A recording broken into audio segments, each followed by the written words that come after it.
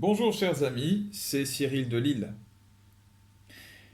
À propos des enfants qui meurent à la guerre, il y a un message important que, que je dois donner. À propos de la guerre Israël-Palestine, en ce moment, il est coutume d'entendre beaucoup de personnalités médiatiques, donc des hommes politiques, des célébrités, des animateurs, je ne sais qui, déplorer la mort des enfants.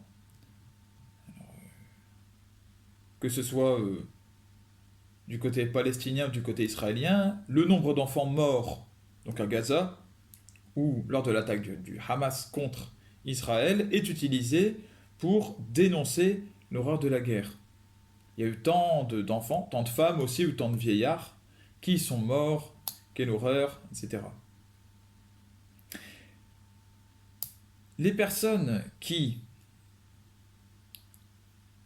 utilisent ces arguments-là sont donc nous, les Occidentaux, nos responsables médiatiques, l'Occident, qui est en ce moment le propagateur de l'avortement.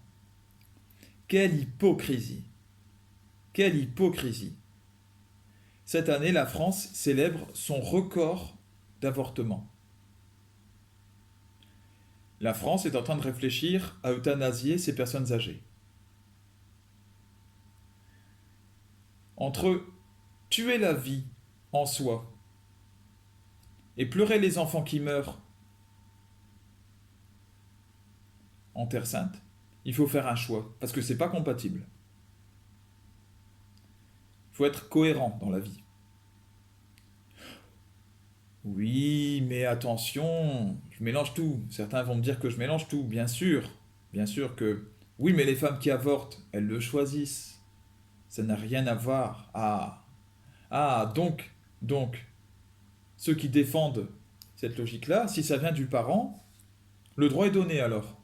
Le parent peut mettre à mort son enfant. C'est ça. C'est votre logique.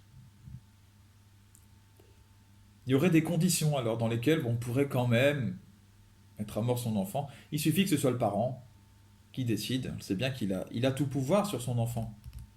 L'enfant est un objet qui appartient à son parent. C'est ça votre logique à vous? Euh, Alors, ce qui est intéressant à noter, c'est que chez nous, il n'y a pas besoin de guerre, il n'y a pas besoin de terroristes pour supprimer les bébés. Nous en chargeons nous-mêmes comme des grands, avec des moyens modernes, des techniques. Ah oui, mais, il y a un autre argument, ce n'est pas un vrai bébé, hein. Tant qu'il n'est pas né, c'est un amas de cellules. Alors c'est pas grave. C'est pas grave, ah bon? Ah, d'accord. Dans ce cas alors, les terroristes qui éventrent les femmes enceintes pour en tirer les fœtus et les tuer, les manger ou je ne sais quoi. Parce que c'est ce qui se passe, hein.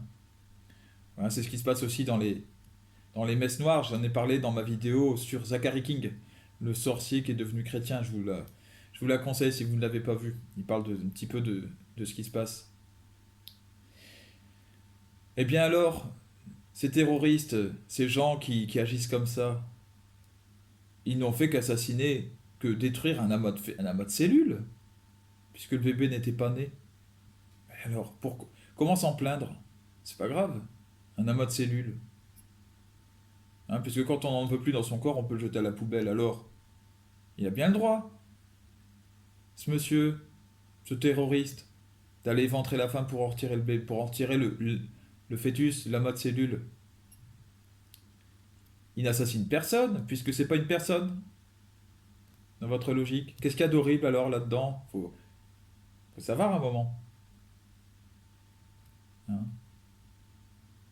Hypocrite. Hypocrite. Que les Occidentaux qui disent ah bah oui, bien sûr, l'avortement, c'est un droit inaliénable. Bien sûr qu'il faut l'inscrire dans la Constitution.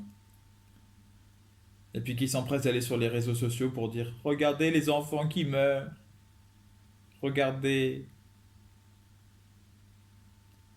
convertissez-vous et croyez à l'évangile. Parce que l'avortement est un crime dont l'humanité aura à répondre. Et c'est un véritable crime. C'est quelque chose qui est grave. Un péché mortel qui touche à la vie, à la destruction de la vie. Convertissez-vous et croyez à l'évangile. Le royaume de Dieu est proche. Salut!